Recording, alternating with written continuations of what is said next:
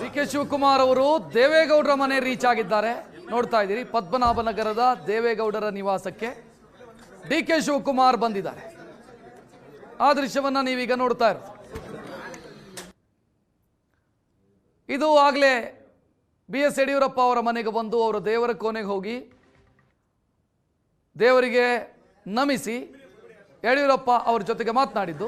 ಇದು ದೇವೇಗೌಡರ ಮನೆ, ಇದು ಪದ್ಮನಾಭನಗರದ ದೇವೇಗೌಡರ ಮನೆ. ಅಲ್ಲಿಗೆ ಡಿ.ಕೆ. ಶಿವಕುಮಾರ್ ಬಂದಿರುವಂತಹ ದೃಶ್ಯ ನೋಡ್ತಾ ಇದ್ದೀರಿ ನೀವು.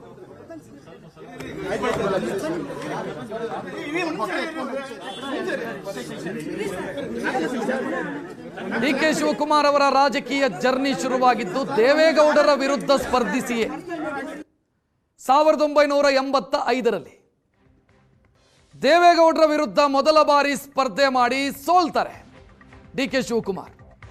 ಅಲ್ಲಿಂದ ಅವರ ರಾಜಕೀಯ ಜರ್ನಿ ಶುರುವಾಯಿತು. ಈಗ ಮುಖ್ಯಮಂತ್ರಿಯಾಗಿ ಪ್ರಮಾಣ ವಚನ ಸ್ವೀಕರಿಸ್ತಾ ಇದ್ದಾರೆ. ಅದಕ್ಕೂ ಮುಂಚೆ ದೇವೇಗೌಡರನ್ನ ಭೇಟಿಯಾಗ್ತಾ ಇರೋದು. ಒಕ್ಕಲಿಗ ಸಮುದಾಯದ ಪ್ರಬಲ ಪ್ರಭಾವಿ ನಾಯಕ, ಕರ್ನಾಟಕದ ಮಾಸ್ ಲೀಡರ್ಗಳ ಪೈಕಿ ಒಬ್ಬರು ದೇವೇಗೌಡರು.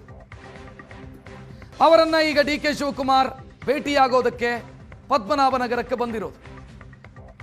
ದೇವೇಗೌಡರ ವಿರುದ್ಧ ಒಮ್ಮೆ ಅಲ್ಲ 2 ಸಲ ಸೋತಿದ್ದಾರೆ ಡಿ.ಕೆ. ಶಿವಕುಮಾರ್. ಒಮ್ಮೆ 85ರಲ್ಲೂ ಮತ್ತೊಮ್ಮೆ 2002ರಲ್ಲಿ. ಈಗ ದೇವೇಗೌಡರನ್ನ ಡಿ.ಕೆ. ಶಿವಕುಮಾರ್ ಭೇಟಿಯಾಗೋದಕ್ಕೆ ಬಂದಿರುವಂತ ದೃಶ್ಯ ನೋಡ್ತಾ ಇದ್ದೀರಿ. ಒಮ್ಮೆ ಲೋಕಸಭೆಗೆ ಸ್ಪರ್ಧೆ ಮಾಡಿ ದೇವೇಗೌಡರ ಎದುರು ಸೋತ್ರು, ಒಮ್ಮೆ ವಿಧಾನಸಭೆಗೆ ಸ್ಪರ್ಧೆ ಮಾಡಿ ಸೋತ್ರು.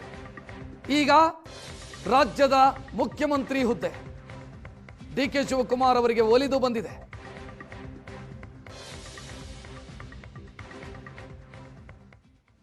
ದೇವೇಗೌಡರಿಗೂ ಡಿ.ಕೆ. ಶಿವಕುಮಾರ್ ಅವರಿಗೂ ಇರುವಂತ ಮತ್ತೊಂದು ಸಿಮಿಲಿಯಾರಿಟಿ ಅಂತಂದ್ರೆ, ದೇವೇಗೌಡರು ಕೂಡ ರಾಮನಗರ ಜಿಲ್ಲೆಯಿಂದಲೇ ಗೆದ್ದಾಗ ಮುಖ್ಯಮಂತ್ರಿಯಾಗಿದ್ದಾರೆ.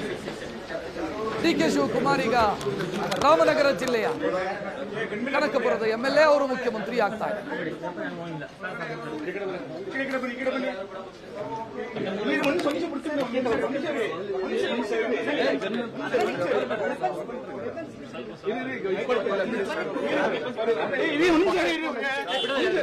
ಡಿ.ಕೆ. ಶಿವಕುಮಾರ್ ಅವರ ರಾಜಕೀಯ ಜೀವನದಲ್ಲಿ ಬಹುಕಾಲ ಜೆಡಿಎಸ್ನ ಜೊತೆಗೆ ಶತ್ರುತ್ವನೇ ಇತ್ತು. ರಾಜಕೀಯವಾಗಿ ಪ್ರಬಲ ಪ್ರತಿಸ್ಪರ್ಧಿ ಜೆಡಿಎಸ್ನ ಪಾಲಿಗೆ ಡಿ.ಕೆ. ಶಿವಕುಮಾರ್.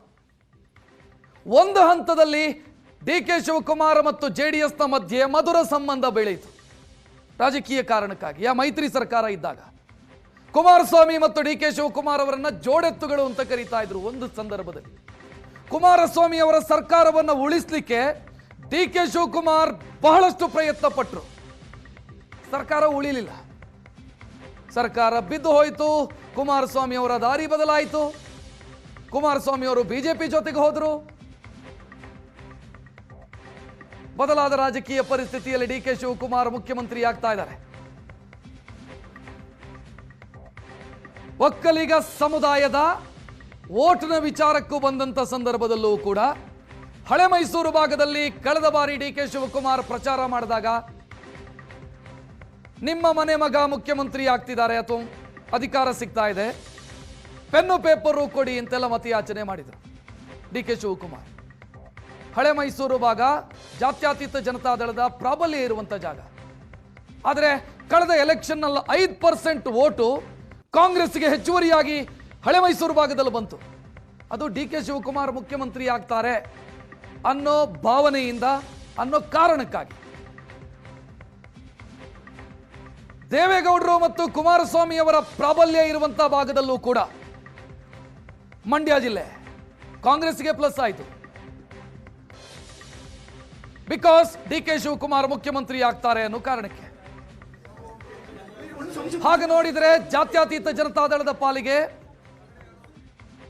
ರಾಜಕೀಯವಾಗಿ ಡಿ.ಕೆ. ಶಿವಕುಮಾರ್ ಅವರೇ ಸಮಸ್ಯೆ.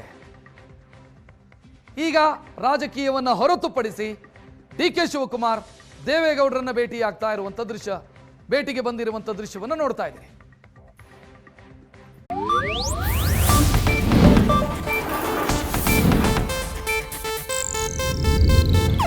ಇದು ಏಷ್ಯಾನೆಟ್ ನ್ಯೂಸ್ ನೆಟ್ವರ್ಕ್ ಪ್ರಸ್ತುತಿ.